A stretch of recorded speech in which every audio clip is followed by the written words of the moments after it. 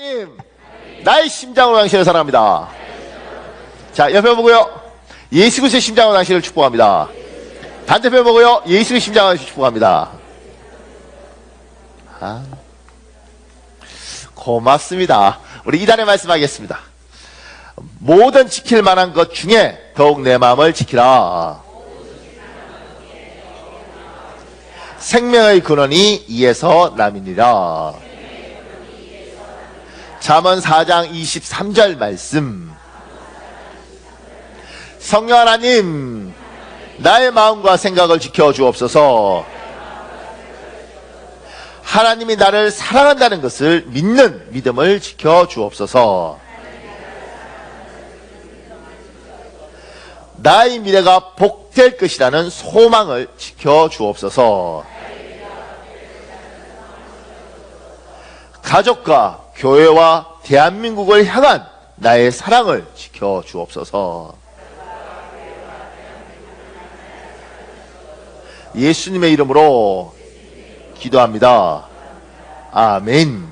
여러분의 기도대로 될 줄 믿습니다. 제가 이 문구 쓰면서 참 많은 생각을 해요. 하나님이, 내가 하나님을 사랑하는 게 아니고요, 저분이 나를 사랑한다는 것을 믿어지는 이 믿음이 우리에게 있었으면 좋겠다. 근데 이게요, 한 번씩 흔들립니다. 자, 두 번째는 나의 미래가, 복이 각자마다 개념이 다르겠지만 분명한 건 하나님이 기쁘시고 우리도 기쁠 텐데 그 복된 미래를 반드시 하나님이 주실 거라는 이 소망, 우리가 그것 때문에 그걸 붙들고 믿잖아요. 이 소망을 하나님 지켜주십시오. 어떤 사람들 만나면 이렇게 살다 죽는 거지요, 이런 사람도 있어요. 같은 예수를 믿는데 희망이 없어요. 그 다음에 하나는 가족에 대한 사랑, 교회에 대한 사랑, 대한민국을 향한 나의 사랑을 지켜주십시오. 이게 다 있는 것 같지만요, 제가 만났던 많은 한국인들은 이렇게 말하는 사람 봤어요. 저는 미국이 잘 돼야 된다고 생각합니다. 나는 미국의 시민으로 살 거기 때문에 한국보다 미국이 잘 돼야 되고, 그 당시 오바마가 대통령인데 오바마가 잘 돼야 된다고 생각합니다. 제가 지금 미국 그럼 뭐 시민권자예요? 아니요. 영주권자예요? 아니요. 뭐 한국 시민권자예요? 예. 근데 왜? 나는 반드시 미국 시민권자가 될 것입니다. 제가 다음에 가면 그 사람 어떻게 했는지 이제 찾아서 내가 확인하고 오겠습니다. 추적하면 추적할 수 있을 것 같아요. 근데, 그러니까, 대한민국을 싫어하는 사람도 있어요. 여기, 왜냐면 상처가 많은 거죠. 교회를 싫어하는 사람도 있습니다.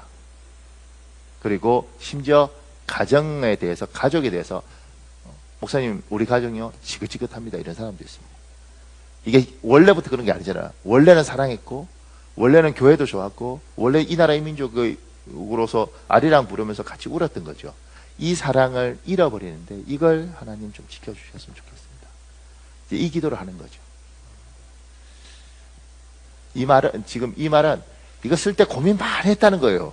왜 이렇게 썼을까 해도 하나하나 생각하면서 한 달 내내 이 말씀을 선포하면서 이 기도를 하면서 하나님 이거 좀 지켜주십시오. 이렇게 하는 거죠.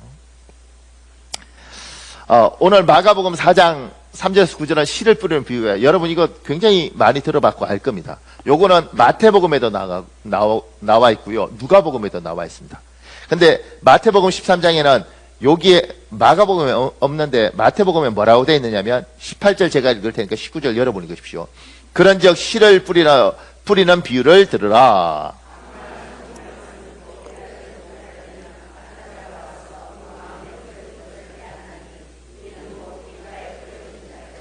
지금 뭐라고 이야기하냐면 마음에 뿌려진 것, 이건 길가에 뿌려진 것이라는 거예요. 그러니까 마음이 길가예요. 그러니까 지금 길가, 여기에 네 가지 밭이 나오거든요. 길가, 흙이 얕은 돌밭, 가시떨기밭, 좋은 땅, 이렇게 네 가지 밭이 나오는데 이 땅이, 이 밭이 그냥 밭이 아니고 사람의 마음이라는 겁니다. 그럼 이제 여기서 우리가 알 수 있는 거 있죠. 네 종류의 마음이 있는 거예요. 길가라 같은 마음이 있고, 흙이 얕은 돌밭 같은 마음이 있고, 가시 떨기가 많은 밭이 있고, 좋은 땅인 마음이 있는 겁니다. 여기서 이제 제가 밑에 이렇게 적어놨습니다. 사람은 모두 같은 마음을 가지고 있지 않습니다. 우리는 나도 사람이고 저 사람도 사람이니까 우리 똑같은 사람이지. 그거 굉장히 중요한 거죠. 그러니까 평등한 거니까. 그런데 여기에서 넘어서 내가 이렇게 생각하니까 저 사람도 이렇게 생각할 거라고 생각하는데 그러지 않습니다. 내 마음이 이러니까 저 사람도 그럴 거라고 생각하는데 그렇지 않습니다. 사람마다 지금 여기 마음이 다르다 그러잖아요. 사람마다 마음이 달라요. 비슷할 수도 있는데 굉장히 다른 사람도 있습니다. 그래서 제가 밑에 이렇게 해놨습니다. 유리 그릇같이 마음에 금이 잘 가는 사람이 있습니다. 어떤 사람은요, 그 마음이 유리 그릇 같아서 짱 하면 금이 쫙 가는 경우가 있습니다.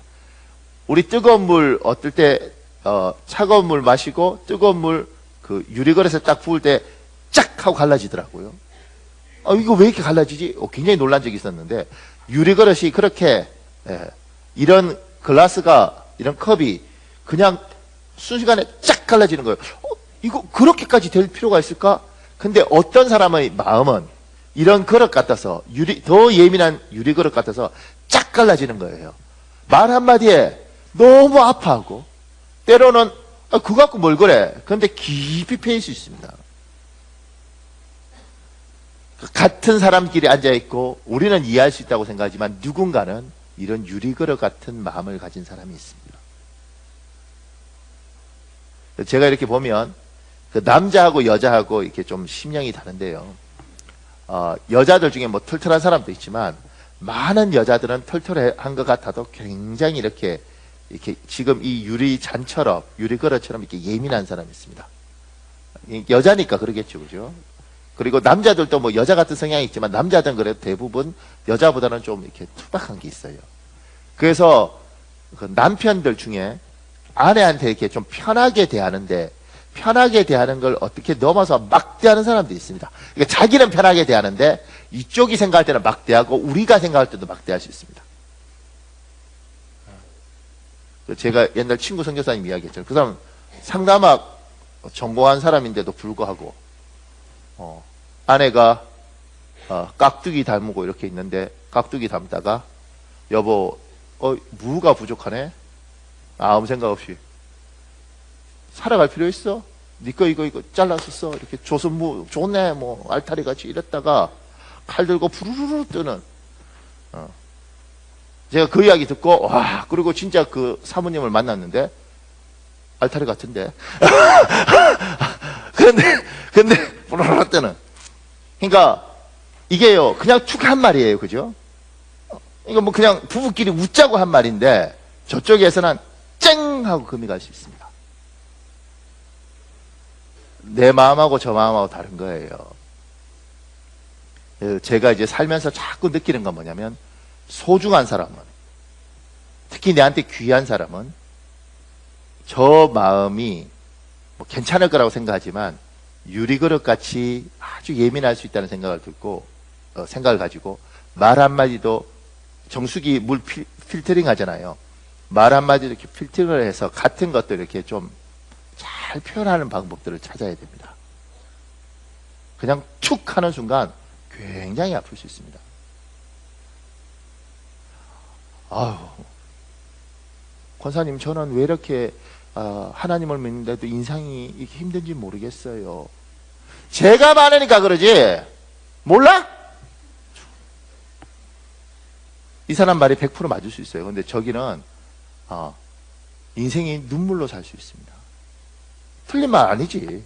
우리가 봐도 저건 성질이 그래서 고생해야 돼 이럴 수 있어요. 그런데 그 말을 내가 가까운 사람 지나가는 사람이 하는 말이야 어휴 뭐 웃긴 사람이네 이러고 넘어가면 되지만 내가 봐야 될 사람 내하고 친한 사람 그것이 우리 형수이면 그것이 우리 시동생이면 이게 복잡해지는 겁니다. 그러니까 소중할수록 내 마음하고 저 사람하고 달라서 나는 웃고 갈 수 있지만 저 사람은 그래서 소중한 사람일수록 말은 같은 말도 저 마음이 금갈 수 있다. 그래서 잘 골라야 되는 겁니다. 제가 살면 살수록 많이 생각하는 건 내가 내 아내에게 참 조심해야겠다 생각을 하게 돼요. 그러니까 왜냐하면 소중하니까 그리고 20년 이렇게 사니까 편하잖아요. 그죠? 편하니까 편하게 대하고 싶은 생각이 있는데 그 편한 것이 관계를 깰 수도 있고 어떻게 보면 막대할 수도 있겠다 이런 생각이 들더라고요.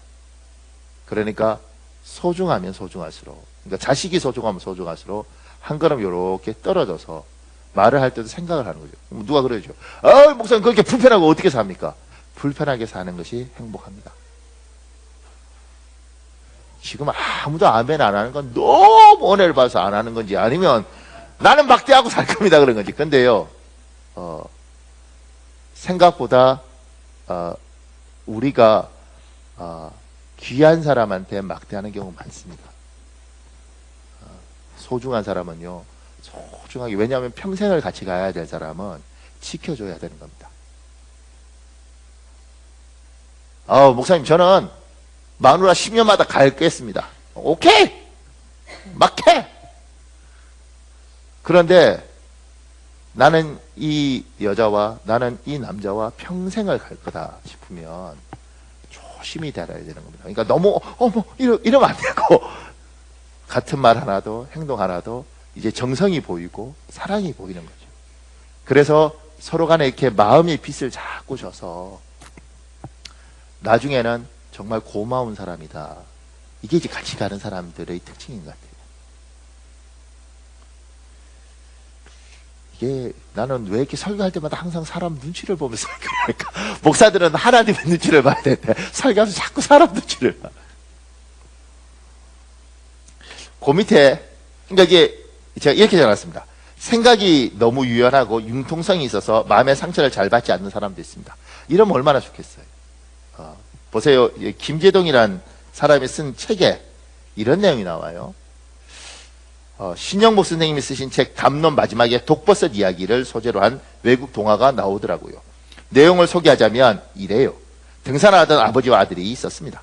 아버지가 등산용 스틱으로 버섯을 툭툭 치면서 이야기해요. 잘 봐. 이게 독버섯이야. 먹으면 죽어. 아들이 그 이야기를 듣고 이게 독버섯이구나 하고 지나갔습니다. 그 이야기를 들은 어린 독버섯이 충격을 받고 쓰러지면서 말했습니다. 내가 독버섯이었구나. 난 누군가를 죽이는 존재구나. 내가 저렇게 예쁜 애를 죽일 수 있는 존재라니. 어린 독버섯이 슬퍼할 때 곁에 있던 다른 독버섯이 친구의 어깨를 받치며 이야기했습니다. 아니 저건 식탁 위의 이야기고 인간의 논리야. 넌 내 친구야. 넌 쟤네 먹으라고 태어난 게 아니고 나랑 친구하려고 태어난 거야. 이야기를 읽는데 눈물이 났습니다. 버섯의 존재 이유는 버섯의 시각에서 판단해야 하고 내 존재 이유는 내가 가장 잘 알잖아요. 그러니 남의 논리에 지나치게 휘둘릴 필요가 없어요. 버섯에게는 버섯의 이유가 있고 꽃에서는 꽃의 이유가 있고 사람에게는 사람의 이유가 있고 나에게는 나의 이유가 있겠지요. 우리 자매들 중에 누구 김재동이 구원해 주세요. 결혼해줘. 홀로 고고하게 늙어가는데 뭐 신우이가 5인가 있다는데 자매들 이렇게 헌신하면서 훌륭하잖아. 이런 남자면 헌신해보고 싶지 않아요? 물론 뭐 생긴 게 그래도 살다 보면 적응하니까. 근데 제가 이거 보면서 참 훌륭한 이야기죠. 저 사람이 나보고 독버섯이래. 나는 그냥 그렇게 태어났어. 그리고 나 안 먹으면 되잖아. 왜 나한테 그래? 그걸 이렇게 웃으면서 받아 넘길 수 있는 것. 예수를 믿으면 여러분이 타고난 마음 그릇이 유리그릇 같은 것, 뭐 어떡하겠어요? 타고난 걸 그렇게 낳는데. 근데 그래도 예수 믿고 집사가 되고 권사가 되고 또 저처럼 목사가 되고 아니면 신앙생활을 10년 하고 20년 했으면 좀 이렇게 지금 이 독버섯이 좀 표현이 그런데 이 독버섯 같이 이렇게 어떤 일들을 할 때 그게 막 쓰러지는 것이 아니고 저 사람은 저렇게 생각하는구나. 근데 굳이 그렇게 생각할 필요가 있나? 그리고 좀 아쉽다. 이걸 도닥이고 받아들일 수 있는 좀 넓은 또 여러분의 마음이 이렇게 좀 이렇게 아주 유연하고 하나님이 가지신 그런 성품으로 좀 이렇게 바뀌어갈 수 있는 복의 길 예수님 이름으로 축복합니다. 예수 믿는 사람이 좀 멋있었으면 좋겠어요. 나이가 들면 들수록. 뭐만 하면 이러지 말고 그 사람이 그랬어? 이러지 말고 그 집사님은 참 늘 그러네. 아이고 내가 기도해줘야지. 뭐 이런 거. 그 다음에 제가 그 밑에 이렇게 적어놨습니다. 성경은 항상 우리 기독교의 원리는 항상 강한 사람, 성숙한 사람이 약한 사람, 어린 사람을 배려하는 구조입니다. 우리 잠언 29장 9절이 있습니다. 여러분 읽으십시오. 잠언 29장 9절. 시작.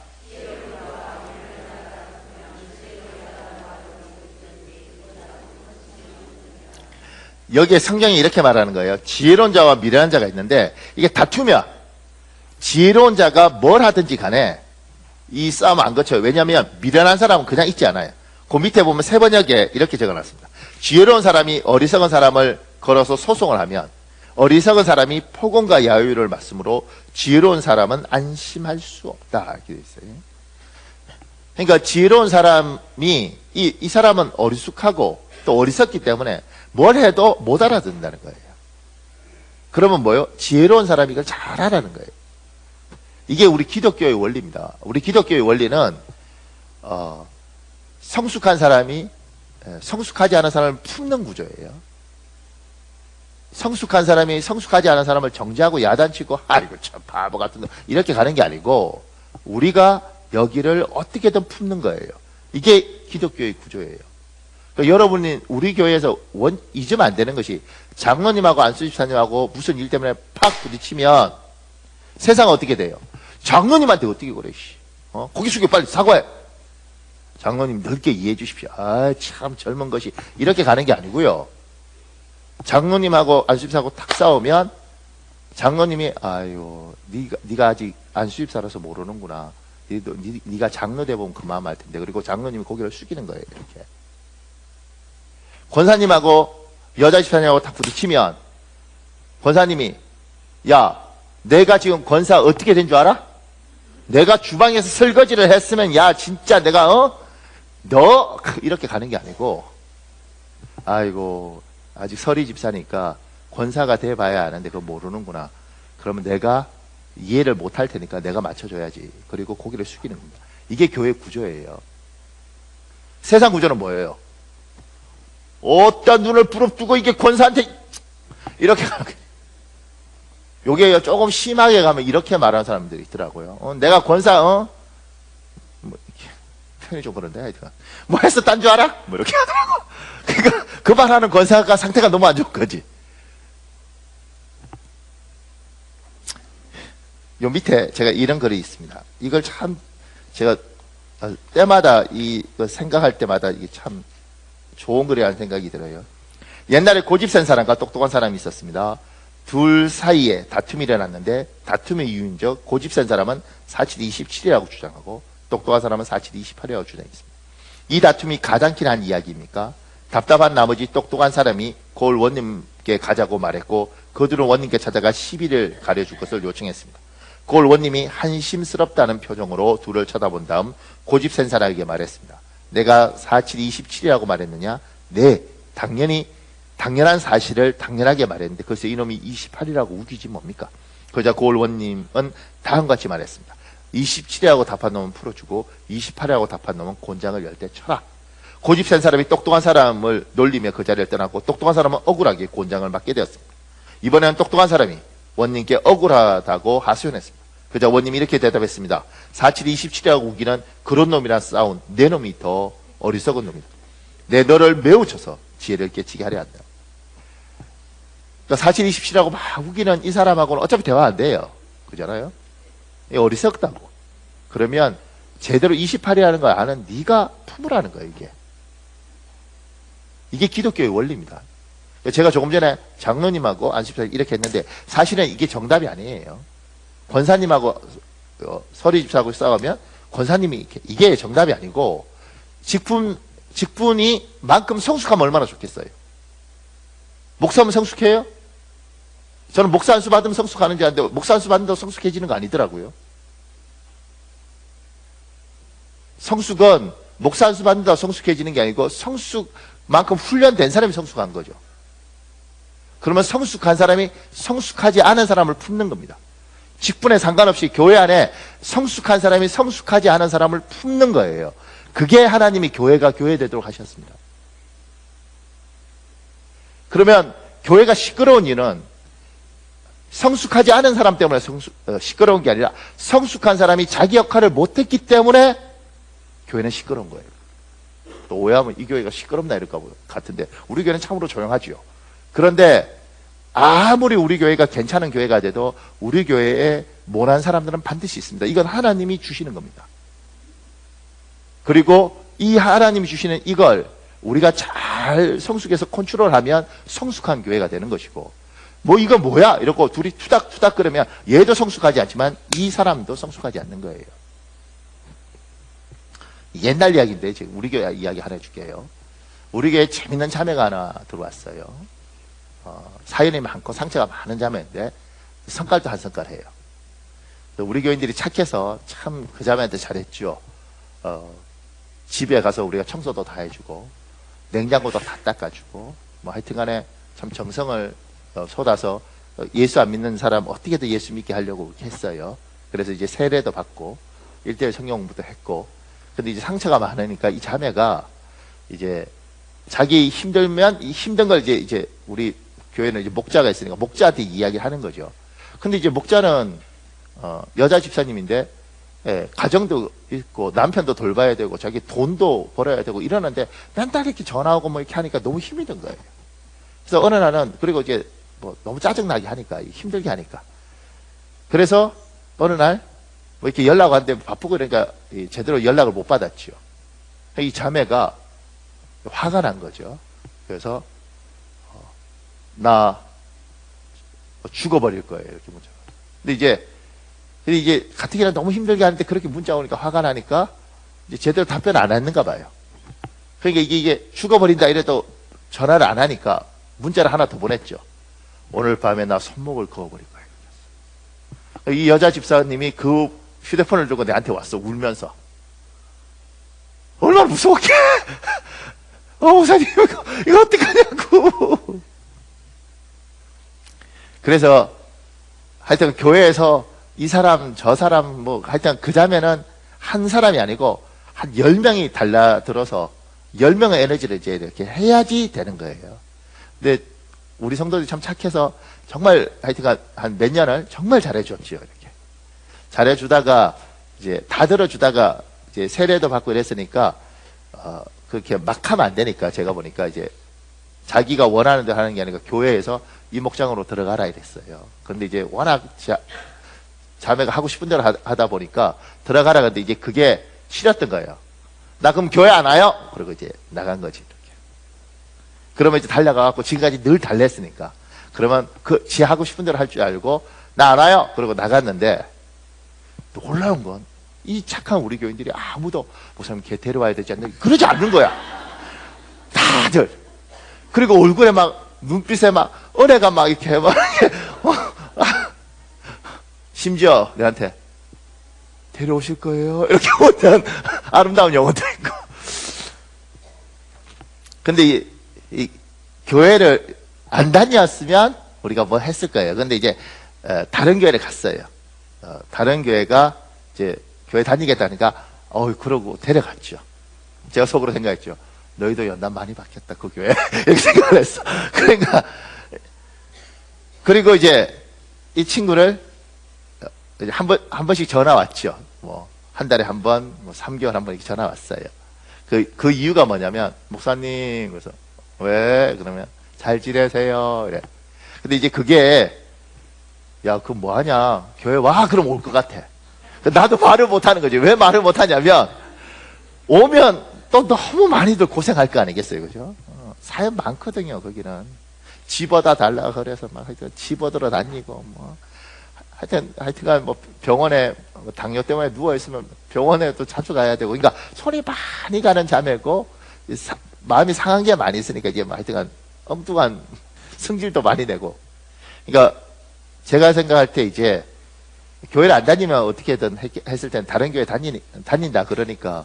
그리고 이제 제 입장에서는 다 하나님의 양이지만 여기도 이제 성도지만 여기도 성도잖아.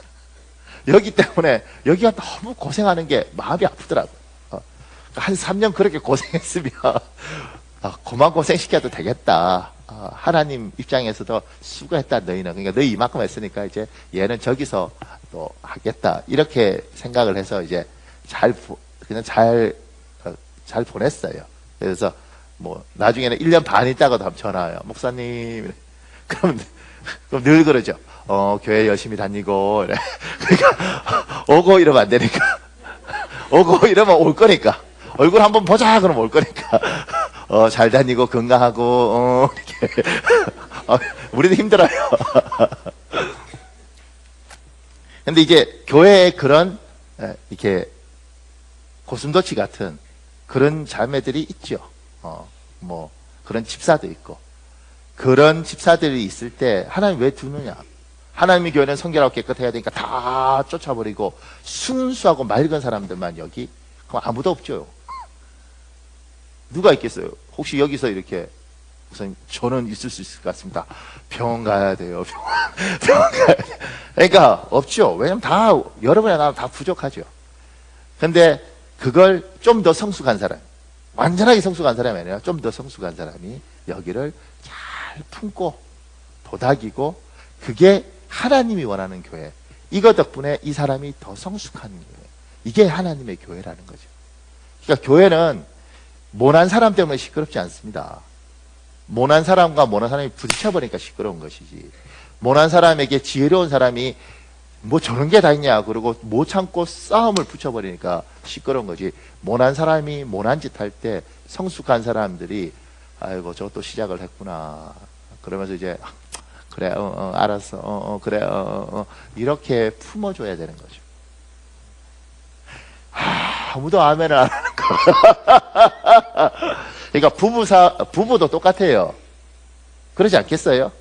딱 그러니까 우리나라 구조에서는 남편이 성숙하면 얼마나 좋겠어요. 남편이 성숙하고 아내가 좀 모나서 남편이 아내를 품어주면 얼마나 좋겠어요.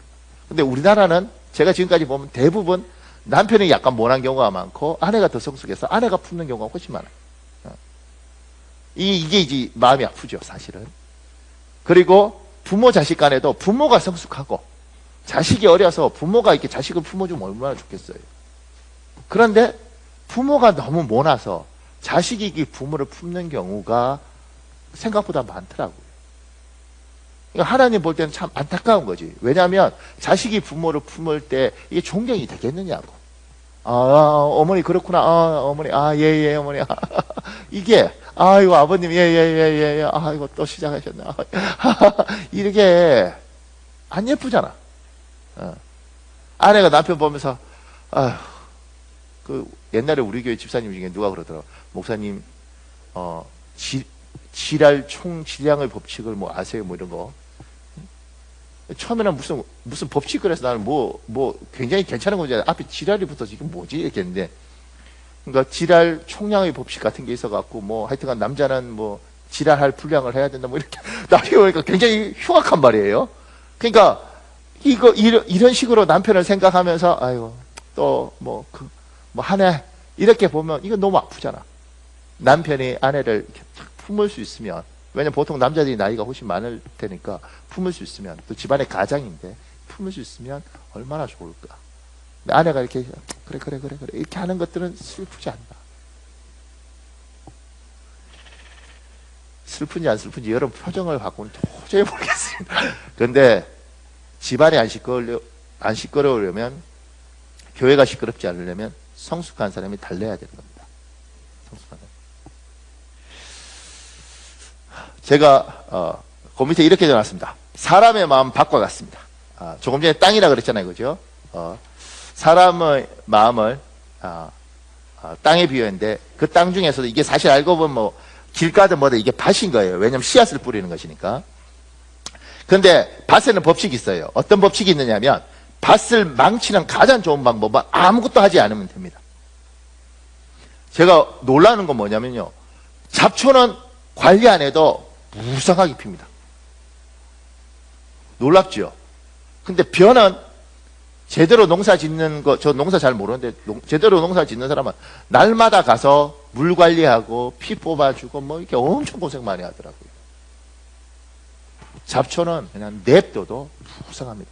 여러분의 마음을 관리하지 않으면, 여러분의 심령을 관리하지 않으면, 여러분 마음 밭에는 온갖 잡초가 다 뿌려져 있는 겁니다. 그러니까 지금 제가 놀라는 건 뭐냐면 우리 아이들 지금 자라는 아이들 그 다음에 청년들 뭐 이게요 뿌려진 이게 엄청납니다. 제가 이렇게 안식원에는 할 때 가장 놀라는 건 뭐냐면, 이렇게 비행기 줄에요. 신혼부부일까 신혼부부일까 친구일까 이게 헷갈리는 애들이 너무 많아요. 왜냐면 내가 보니까 22살, 21살 밖에 안 되는데 남자 여자애들이 이렇게 비행기 줄 쭉 서 있는 거잖아요. 그럼 그럼 여행을 가서 분명히 한 방을 쓴다는 이야기인데 이걸 지금 이게 제가 아직 덜 성숙한지 모르겠는데 이게 피가 이렇게 약간 거꾸로 딱 쑤실 때가 있어요. 제가 옛날 사람인 거죠. 이렇게 딱. 그렇다고 승질 낼 수도 없잖아. 직업이 목사에다가 또 내 아들도 아닌데. 그러다가 그 생각 드는 거죠. 우리 박요일이는 그러면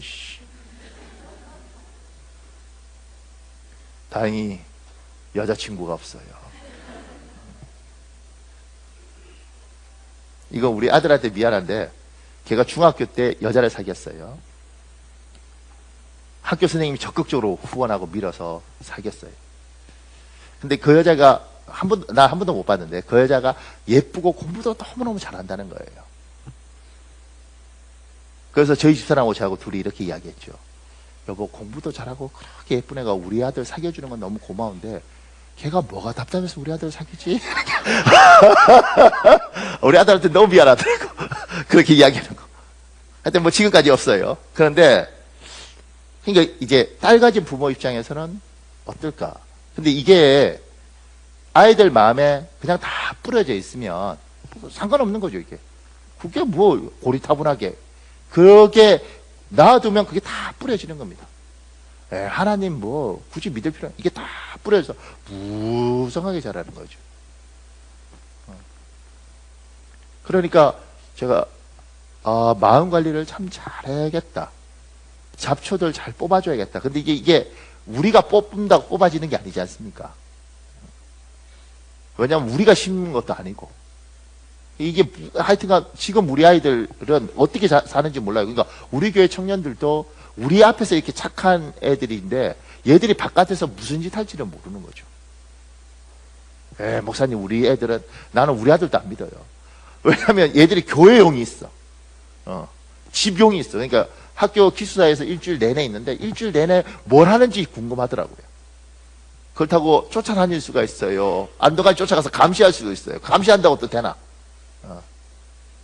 그러니까 이 아이들 마음에 좀 좋은 씨앗이 뿌려지고 잘못된 씨앗을 안 뿌려줬으면 좋겠는데 지금은 방송이든 뭐든 이게 어디서 뭐가 날아서 여기에 뿌려질지를 모르는 거죠. 그러니까 잡초가 풍성하고 풍성할 수 있습니다. 제가 밑에 이렇게 적어놨습니다. 뿌린 대로 거둡니다. 콩을 뿌리면 콩이 나고 팥을 뿌리면 팥이 납니다. 여러분 마음속에, 우리 마음속에 무엇을 보느냐 무엇을 듣느냐는 굉장히 중요합니다. 그러니까 예수 믿는 사람은 가려서 보고 가려서 들어야 됩니다. 우리 로마서 10장 17절 있습니다. 여러분 읽으십시오. 시작.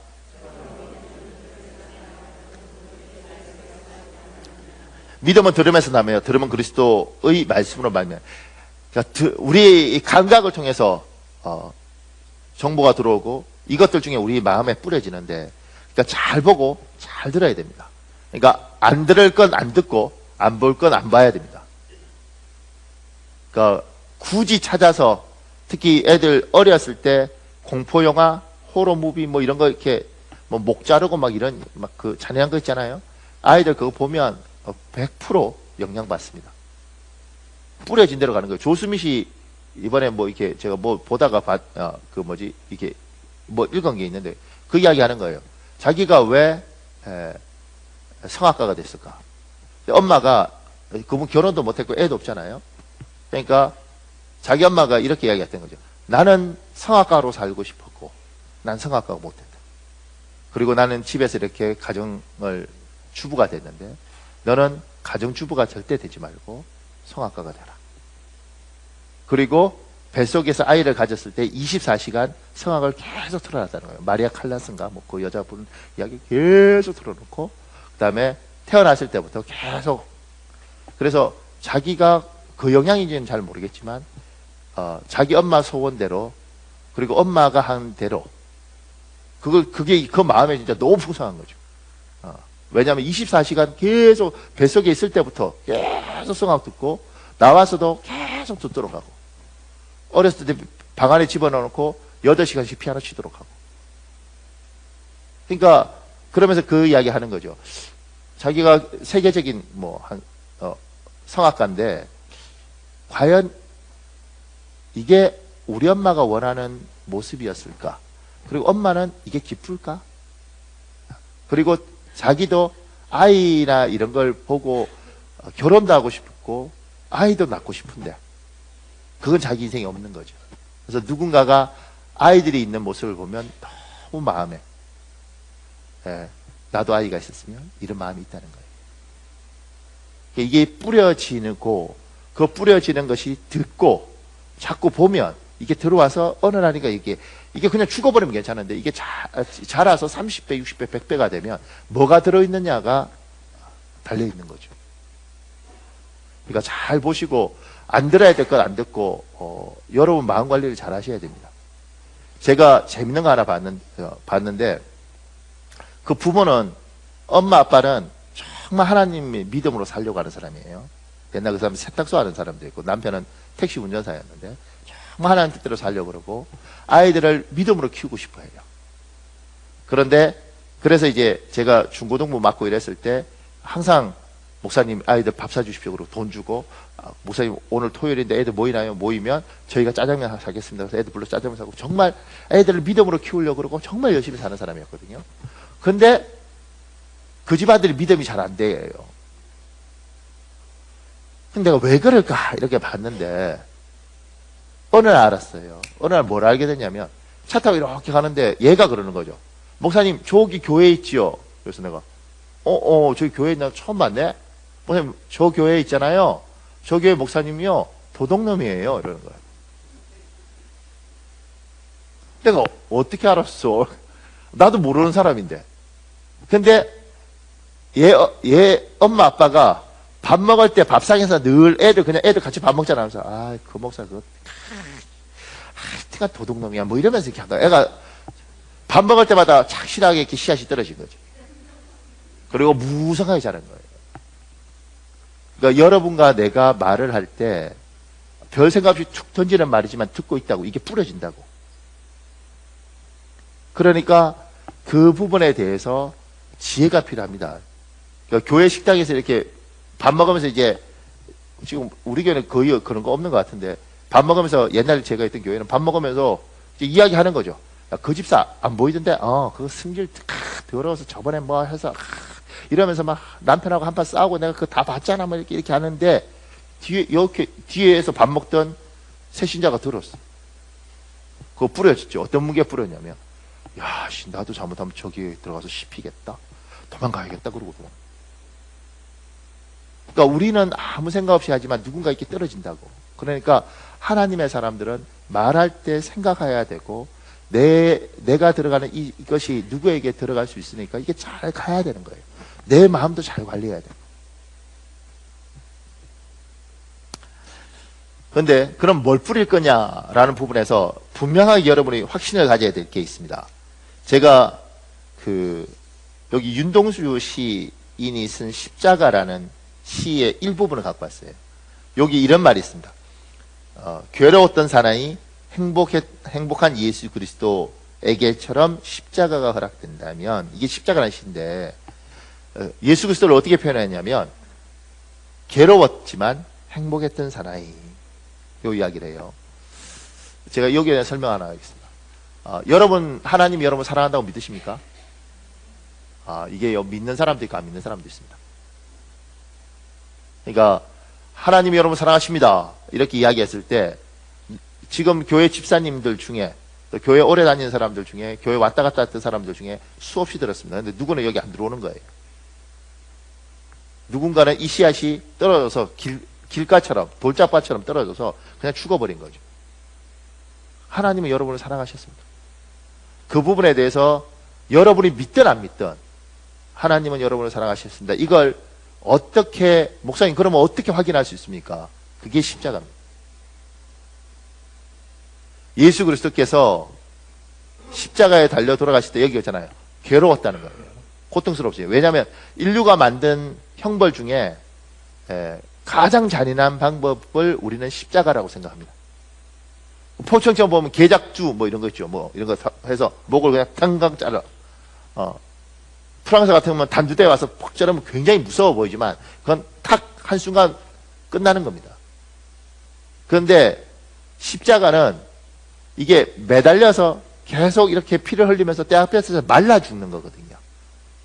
그러니까 어떤 경우는 3일이고 4일이고 매달려 있는 거예요. 계속 고통받으면서 죽는 거죠. 가장 잔인한 그 형벌이 십자가라고 우리는 이야기합니다. 그런데 여러분과 나는 그 십자가를 귀에 꽂고 뭐 목에 달고 뭐 반지하잖아요. 근데 이게요, 우리는 괜찮은데 믿지 않는 사람 입장에서는 무슨 생각을 하냐면 이렇게 하는 거예요. 야, 저거 단두대, 뭐 개작두 뭐 이런 걸 귀에 달고 목걸이 걸고 여기 한 거 똑같이 생각하는 거죠. 어떻게 죽음을 매달고 있는가? 죽음의 형태를. 근데 우리는 하나님이 십자가 지면서 분명히 보여주신 거죠. 예수님이 내가 이렇게 괴롭지만 나는 니들을 위하여 십자가 진다. 그래서 나 행복하다. 그래서 어떤 분이 이렇게 표현하는 겁니다. 나 잡아먹고, 예수 그리스도를 표현할 때 나 잡아먹고 네가 행복해라. 그 말이 참 와닿더라고요. 나 잡아먹고 네가 행복해라. 그러니까 너희가 믿고 안 믿고에 대해서 하나님 앞에 여러분이 분명히 믿고 안 믿고는 여러분의 자유지만 하나님은 이렇게 말하는 거예요. 나는 너희를 사랑했고 내가 너희를 위하여 십자가 졌다. 네가 이걸 받아들이는 순간 너에겐 참으로 복이 있는데 그걸 끊임없이 너에게 뿌려도 너희는 받아들이지 않고 이 씨앗이 나다가 죽어버리고 모태신앙인 애들이 교회에서 크리스마스 때마다 예수님 오셨고 부활절 때마다 주님 부활하셨다고 이야기하고 고난주간마다 십자가 지셨다고 이야기해도 너희들이 그걸 받아들이지 않는, 그 씨앗이 수백 번 떨어졌는데도 불구하고 떨어지면 돌짝박 같은 마음에 죽어버려. 그래서 신앙이 안 자라는 거예요. 사랑하는 여러분, 오늘 이 시간에 주께서 얘야 내가 너를 위해서 십자가 졌다, 내가 너를 사랑한다, 이 믿음의 씨앗이 여러분의 심령에 깊이 떨어지길 예수님으로 축복합니다. 그리고 30배, 60배, 100배 결실을 맺길 예수님 이름으로 축복합니다. 제가 같이 찬송 하나 하고 설교를 좀 더 했으면 좋겠습니다. 오늘 성가대가 찬송을 했어요. 찬송가 151장. 이 찬양하면서 여러분 마음에 하나님이 나를 사랑한다는 이 믿음, 예수님이 나를 위하여 괴로웠지만 내가 구원받을 걸 행복하게 생각하고 십자가에 지셨다는 이 믿음을 나에게 주십시오. 내가 믿고 싶은데 이게 안 자랍니다. 하나님 나에게 이 믿음을 주십시오. 저도 그렇고 많은 사람이 예수 믿고 은혜 받고 하나님 살아있다, 그리고 하나님 날 사랑하신다, 이게 딱 믿어질 때가 있어요. 그런데 어느 날 이렇게 하나님 날 사랑하신다 이 믿음이 없어진 사람들이 있어요. 정말 하나님 날 사랑할까? 하나님 정말 나를 좋아하시나? 저는 이 질문 정말 많이 들었습니다. 왜 그럴까? 이유 굉장히 간단하더라고요. 인생이 안 풀리면 그렇게 질문하는 겁니다. 하나님 정말 날 사랑할까?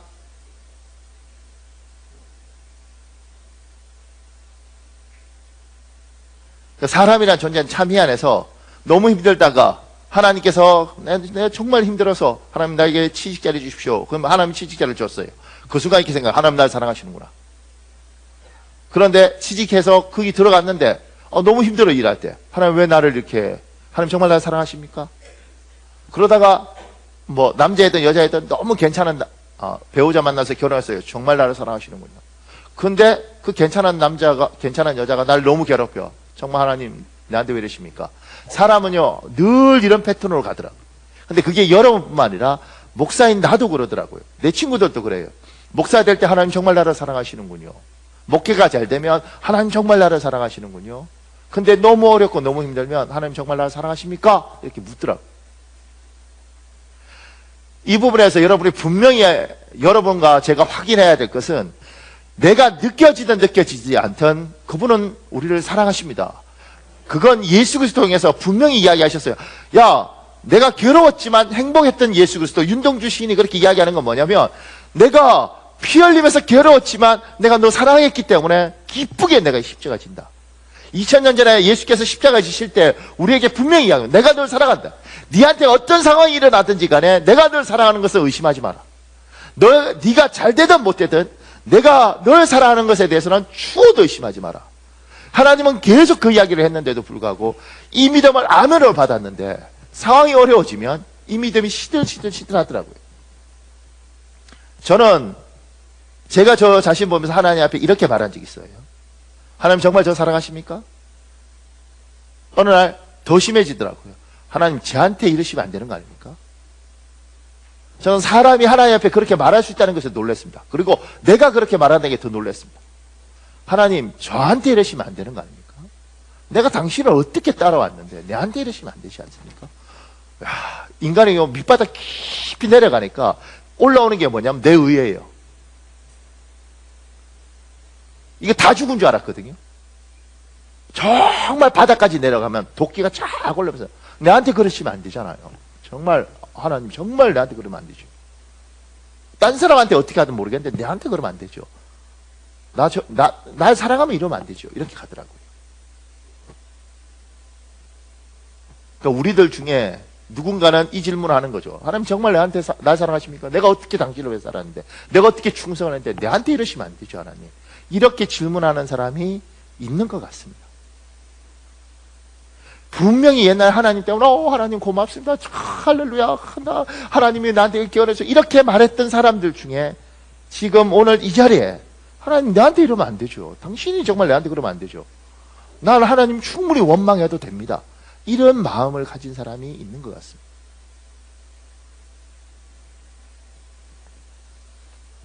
제가 여기에 우리는 늘 듣지만 고난에 관한 이야기를 이렇게 이야기합니다. 제가 글을 읽어드릴게요. 사남매 막내라면 편하게 살 것이라는 계산도 들어가 있었습니다.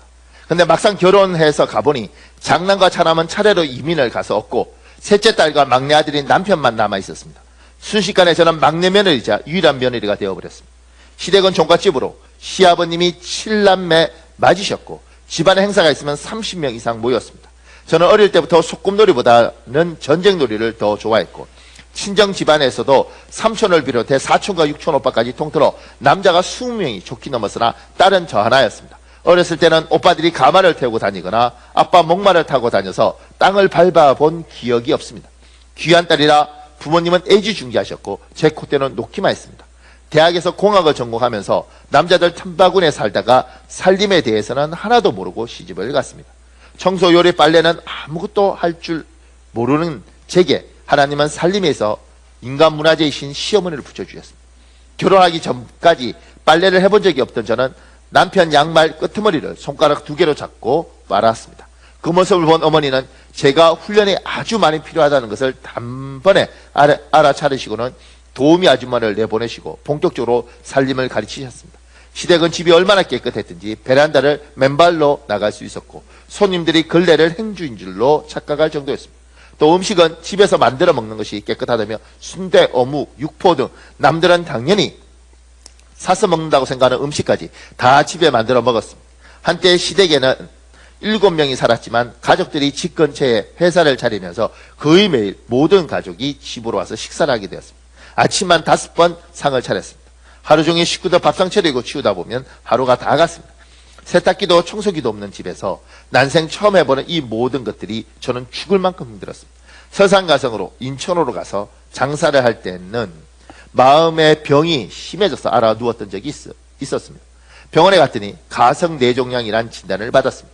이것은 뇌종양과 증상이 똑같은데 물만 마셔도 토하고 음식을 먹을 수가 없어서 굶어 죽는 병이었습니다. 몸무게가 44kg까지 떨어져서 3개월을 꼼짝없이 누워 있었습니다. 그러다 어느 날 이렇게는 죽을 수 없다는 생각이 들었습니다. 너무 힘이 들 때 한 번은 이렇게 기도한 적도 있었습니다. 하나님, 저 선교지로 보내주세요. 매일 나를 호되게 부르시는 시어머니가 집안일에는 나 몰라라는 남편 대신 선교지의 영혼을 사랑하는 게 쉬울 것 같습니다. 이 기도에 바로 응답이 왔습니다. 내 시어머니와 남편 안에 열방이 있다. 당시 유행어가 제게 딱 맞는 말씀으로 바뀌어 들었습니다. 시어머니와 남편을 품으면 열방이 너에게 온다. 시어머니 한 사람도 사랑하지 못하면서 무슨 열방을 품겠니? 내 남편 하나 사랑하지 못하면서 어떻게 열방을 품을 것. 하나님은 감사가 없었던 제 심령을 끊임없이 만지셨습니다. 넌 이래도 참을 수 있어? 진짜 견딜만 해? 하나님은 그렇게 15년 동안 제 안의 것들을 긁어내면서 비우게 하셨습니다. 시간이 흘러 하루는 하나님께 이런 고백을 드렸습니다. 하나님, 저 어머니 사랑해요. 남편도 사랑해요. 말은 했지만 내가 나를 속일 때도 있었기 때문에 실제로 행동으로 옮겨봐야 했습니다. 그래서 어머니께 가서 말했습니다. 어머니 사랑해요. 어머니 한 번만 안아보면 안 돼요? 어머니를 알았는데 전혀 싫지가 않았습니다. 아, 이제 정말 내가 우리 시어머니를 미워하지 않는구나. 내 남편을 싫어하지 않는구나.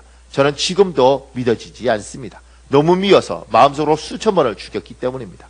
남편이 잠들어 있으면 그를 죽이고 나도 같이 죽고 싶었습니다. 그것이 다 나의 의였습니다. 이것은 내가 온전히 인정하기까지 너무나 오랜 시간이 걸렸습니다. 저는 힘든 일을 당할 때마다 항상 이렇게 하나님께 따졌습니다. 하나님, 저는 정말 착하게 살려고 하는데 대체 저한테 왜 이러세요? 근데 시간이 지나서야 나 스스로 어둠에 있었던 것을 깨닫게 되었습니다.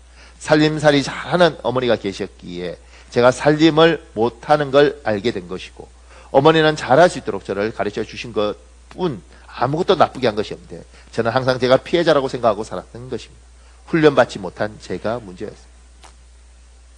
지금 이 사람이 15년 동안 이 시집살이를 하면서 이제 뭘 알게 되냐면 자기의 못한 것들이 깎여가는 거예요. 그러면서 이제 나중에 이 사람이 굉장히 큰 기도팀들을 맡아서 인도하는 사람이 됩니다. 그러니까 사람을 하나님께서는 여러분과 내가 볼 때 우리가 괜찮아 보이지만 하나님 우리 밑바닥을 알아요. 그리고 하나님은 우리 밑바닥을 아는데 우리가 기도한 기도 제목들이 있지 않습니까? 저도 하나님께 기도한 기도 제목이 있습니다. 그럼 하나님이 그러는 것이죠. 네가 기도한 제목대로 내가 들어주겠다. 근데 너의 그릇은 도저히 이걸 받을 수가 없어. 그리고 지금 그걸 받는 순간 너에겐 그게 축복이 아니고 저주이고 너는 너무 고통스러울 거야. 그러니 얘야 힘들더라도 그릇을 넓히자. 그릇을 넓히는 방법은 고난과 연단 위에는 사람의 인격이 만들어지고 사람의 생각이 바뀔 수 없단다. 그래서 하나님은 우리에게 가슴 아프지만 고난을 허락하십니다. 그래서 하나님의 사람은 고난 속에 들어가는 거죠. 고난 속에 들어가서 이 사람 15년이잖아요. 요셉을 보십시오. 모세는 40년이잖아요. 다윗도 한 15년 고생했잖아요. 그런데 그렇게 고생하면 뭐가 보이냐면 자기가 누군지 보여요. 자기의가 충만한 사람은 자기가 누군지 안 보입니다. 왜냐면 나는 괜찮은 줄 알아요. 그런데 깊이 들어가면 자기가 보여요. 그러면 그때 알게 됩니다. 내가 얼마나 모난 성격인지, 내가 얼마나 내 의가 충만한지, 나 때문에 얼마나 많은 사람들이 불편했는지. 하나님이 고난 속에서 그걸 다듬고 반드시 우리가 기도했던 부분에 대해서 하나님이, 제가 아는 하나님은 항상 더 좋은 걸 주시더라고요. 근데 문제는 내가 기도했던 걸 받기 위해서 이 시간들, 이 준비되는 시간들이 너무 고통스럽고, 이 고통받는 동안 하나님 앞에 기꺼이 내 성품을 바꾸고 내 생각을 바꾸고 내 말투를 바꾸고 내 눈빛을 바꾸고 내 행실을 바꾸면 될 텐데, 바꾸기보다는 많은 사람들은 도망가거나 아니면 방어적이 돼요. 그리고 딴 사람이 나를 어떻게 볼까, 이 눈빛 때문에 스스로가 웅크려들고 움츠려들고 잘못하면 연단받으면서 사람이 피폐해지더라고요. 하나님은 자기 사람을, 그리고 자기 백성이 소원한 것들에 대해서 웬만하면 들어주시려고 그러더라고요. 그러기 위해서 그런 거죠. 너희 그릇을 준비해라. 너희 그릇을 준비해라. 요 밑에 이 김종준이라는 사람이 쓴 글 중에 이런 글이 있습니다. 왜 예수를 믿는가? 예수를 믿으면 끝이 좋기 때문이다. 신앙인의 삶은 항상 해피엔딩이다. 세상 기쁨은 처음은 좋으나 끝이 좋지 않다. 예수를 잘 믿는 사람들을 보라. 그 끝이 얼마나 아름다운가. 죽음마저 아름다운 것이다. 그리스도인의 삶이다. 나는 예수 그리스도를 사랑한다. 그분은 내 삶의 주인이시다. 내 인생의 훌륭한 선장이다. 나는 목회자이기 이전에 한 마리의 양이다. 그분의 인도하심에 순종할 뿐이다. 제가 이걸 읽으면서 그 생각이 나는 거죠. 기독교는 끝이 좋은 종교이다. 예수 믿으면 끝이 좋기 때문입니다. 이걸 읽다가 제가 그 문장을 생각했어요. 기독교는 끝이 참 좋은 종교이다. 근데 시간이 지나면서 너무 이 말에 대해서 감사하게 생각하게 되더라고요. 하나님을 신뢰하고 하나님을 믿는 사람, 힘들지만 신실히 하나님에 따라간 사람에게 하나님은 뭐요? 좋은 결론을 주시는 거죠. 제가 이번에 안식을 하면서 참 감사했던 건 10년 전에 있던 사람들을 만났잖아요. 10년 전에 신실한 사람들이 힘들어도 10년 동안 신실하게 온 사람들에 대해서는 하나님은 그들이 정말 힘들고 어려운 가운 일들을 겪었음에도 불구하고 하나님이 긍휼을 다 베풀었어요. 그런데 우리가 생각할 때 굉장히 훌륭한 사람인 줄 알았는데 상황마다 머리를 쓰고 상황마다 엉뚱한 짓을 하고 뭐가 있으면 자기 하고 싶은 대로 튕겨 나가버리고, 이 친구들은 10년이 지난 이후에 제가 제대로 만나지도 못했죠. 근데 소문을 통해서 들으면서 굉장히 힘든 세월들을 가더라고요. 왜냐하면 안 다듬어진 거예요. 하나님이 우리에게 무엇인가 부어줄 때 받을 그릇이 안 되는 거예요. 저는 하나님이 저한테 이렇게 말씀하셨다고 저는 믿습니다. 그게 뭐냐면, 얘야, 나 이거 주고 싶다. 근데 너희 그릇을 키워라. 내가 너에게 주고 싶은데 네가 받을 그릇이 안 된다. 하나님은 저한테 분명히 이렇게 말씀하셨다고 생각합니다. 그럼 제가 그러죠. 하나님 어떻게 키웁니까? 그러니까 저한테 고난이 있습니다. 그 고난을 돌파하는 거죠. 어떻게 이걸 풀어갈까? 어떻게 하는 것이 하나님 앞에 예쁘게 행동하는 것인가? 그걸 하나 풀어가면서 어느 순간인가 사람이 변하고 제가 바뀌고 제 행동도 제 생각도 바뀌어가는 거예요. 여러분들 중에 목사님 제 인생 끝났습니다. 하나님 앞에 재수 없이 복 받으면 120세까지 삽니다. 근데 하나님이 언제 데려갈지 모르지만 여러분 살려두시면서 여러분에게 뭘 주고 싶어요. 저는 그 하나님을 봅니다. 정말요. 하나님은 주고 싶어요. 자기 백성에게. 여러분 안 그래요? 여러분은 부모로서 자식한테 정말 주고 싶지 않아요? 주고 싶어요.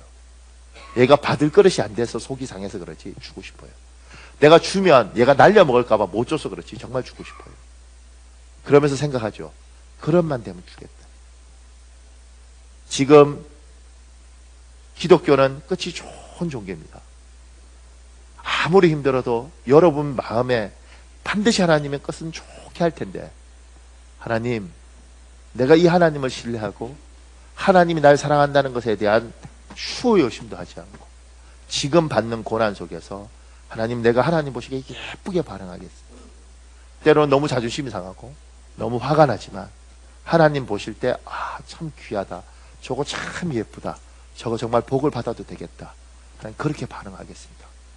하나님, 이 믿음을 나에게 충만해 주시고 아버지, 나에게 하나님이 나에 대한 사랑, 하나님이 반드시 나를 축복하실 거라는 믿음, 그리고 하나님 이 고난 속에서도 반드시 하나님이 나를 예쁘게 다듬으실 거라는 그 믿음, 하나님 그걸 나에게 오늘 말씀 가운데 뿌렸습니다. 이것이 30배, 60배 풍성히 자랄 수 있도록 도와주십시오.